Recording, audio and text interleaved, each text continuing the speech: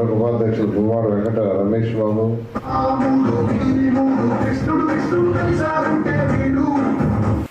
ఇలా అన్ని రకాల ఇబ్బందులు ఉన్నాయి. అయితే ఇబ్బందులు ఏదైనా నా దగ్గర రావచ్చు. మీ అసోసియేషన్ ఎవరైతే అసోసియేషన్ మెంబర్స్ ఉన్నారో అధ్యక్షులు కొనగండ్ల శోభన్ బాబు కావచ్చు, ప్రధాన కార్యదర్శి వెంకట ప్రణీత్ కుమార్ కావచ్చు, ఇలా ఎవరైతే కమిటీ ఉన్నారో మీరు కానీ ఎవరైనా ఎప్పుడు వచ్చినా నేను ఖచ్చితంగా చేస్తాను. మీ అందరూ మన నెల్లూరు ప్రజలు ఈసారి అత్యధిక మెజారిటీతో 72,400 దీంట్లో అన్ని వర్గాల యొక్క పాత్ర ఉంది. ఎందుకంటే నెల్లూరు సీట్ తెలుగుదేశం కలిసి 30 సంవత్సరాలు. దీని పేరే నెగిటివ్ సీట్, తెలుగుదేశంకి నెగిటివ్ సీట్ అని. అలాంటిది అంత అత్యధిక మెజారిటీ గెలిపించారంటే అందరి పాత్ర ఉంది. వాళ్ళందరూ కూడా ప్రత్యేకంగా ఈ సభాముఖంగా ధన్యవాదాలు తెలియజేస్తున్నాను. ఖచ్చితంగా మీకు ఏదైతే ఎలక్షన్స్ ముందు ఏదైతే ప్రామిస్ చేసామో, అంటే అన్నిటికంటే నేను చెప్పింది ఏంటంటే వ్యాపారస్తులు సక్రమంగా చేసుకోవాలంటే ప్రశాంతమైన వాతావరణం ఉండాలి. ప్రశాంతమైన వాతావరణం అంటే అధికారుల నుంచి ఎటువంటి ఇబ్బందులు లేకుండా, రాజకీయ నాయకుల నుంచి ఎటువంటి ఒత్తిడి లేకుండా ఉండాలి. ఆ విషయాన్ని యాక్చువల్గా నేను మన కలెక్టరేట్లో ప్రెస్ మీట్ పెట్టాను. ఆ రోజు చాలా క్లియర్గా చెప్పాను. కలెక్టరేట్లో కలెక్టర్ గారికి, కమిషనర్ గారికి, మిగతా అధికారులందరికీ చాలా క్లియర్గా చెప్పాను. గతంలో లాగా ఎవరిని ఇబ్బంది పెట్టద్దు, వాళ్ళ ప్రైవేట్స్ ఏదైనా ఉంటే ఇమీడియట్గా చేయండి, మీకు ఏదైనా ఇబ్బంది అయితే మీరు దాన్ని రీక్ చేయండి, దానికి కారణాలు చెప్పండి, వాళ్ళు కరెక్ట్ చేసుకుంటారు అని చాలా క్లియర్గా కలెక్టర్కి, కమిషనర్కి అందరూ అధికారులు చెప్పాను. నేను ప్రస్తుతం కూడా ఇంకోటి కూడా చెప్పాను. లేఅవుట్ల గురించి చాలా కంప్లైంట్లు ఉన్నాయి.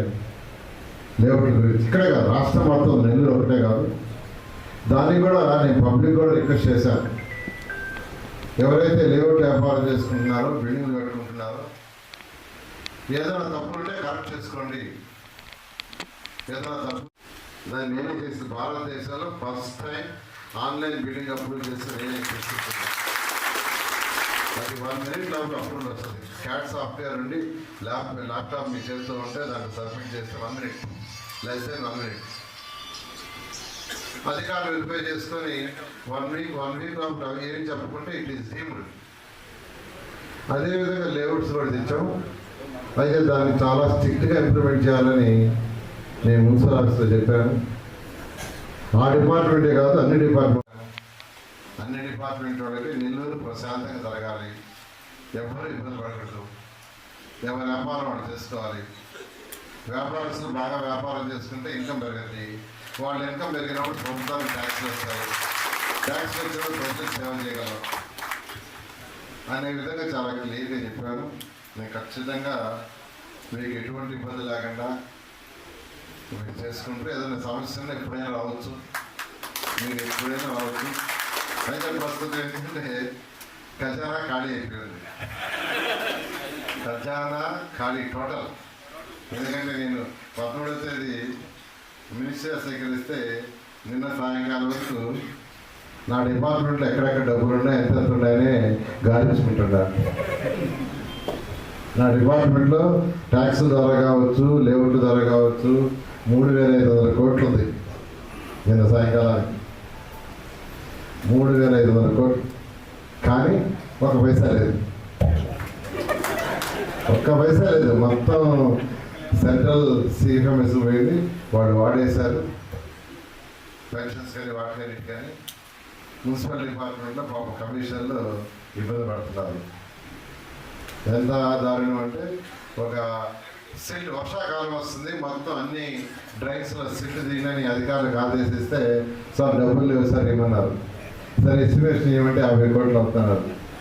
ఆ 50 కోట్లకి ఫైల్ పెడితే ఖజానా లేదు. అంత దారుణ పరిస్థితి. ఇంకా కూడా యాక్చువల్గా ఏంటంటే 2019 ఫిబ్రవరిలో నేను 5,300 కోట్ల ప్రాజెక్ట్ శాంక్షన్ చేయించాను. 2 సంవత్సరాలు పెట్టింది. ఏషియన్ ఇన్ఫ్రాస్ట్రక్చర్ అనేది 6% ఇంట్రెస్ట్, అది 30 ఏళ్ళు రీపే చేయొచ్చు.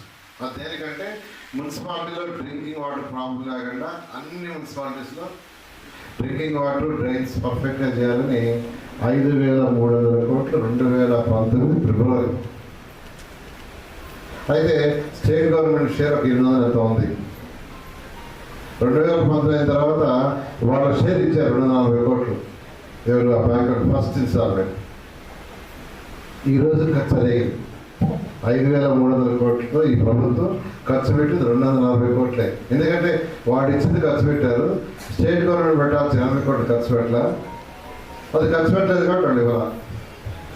అంటే మీకు ఎందుకు చెప్తున్నానంటే ఫైనాన్షియల్ పొజిషన్ అలా మీకు ఎవరికి ఇబ్బంది లేకుండా చేస్తానని మీకు అందరికీ తెలియజేస్తాను. నేను దీనికి అసోసియేషన్ వాళ్ళు ఆ కన్సర్న్ అధికారులు